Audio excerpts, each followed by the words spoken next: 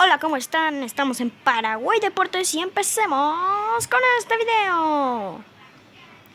Bueno, luego del final de la Copa Sudamericana, el campeón Atlético Paranaense, los dos equipos paraguayos que posiblemente van a debutar la Copa Sudamericana son Nacional, Guaireña, Sol de América y General Caballero de Juan León de Mallorquín.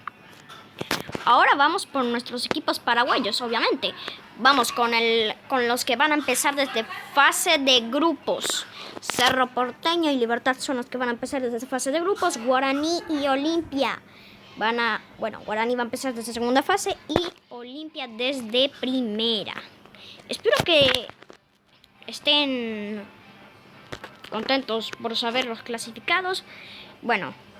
No mandé el video de Olimpia, campeón de la Supercopa. Pero felicidades para los olimpistas. Yo soy cerrista. Yo soy Paraguay Deportes. Nos vemos en otro próximo video hablando de las predicciones de los equipos paraguayos.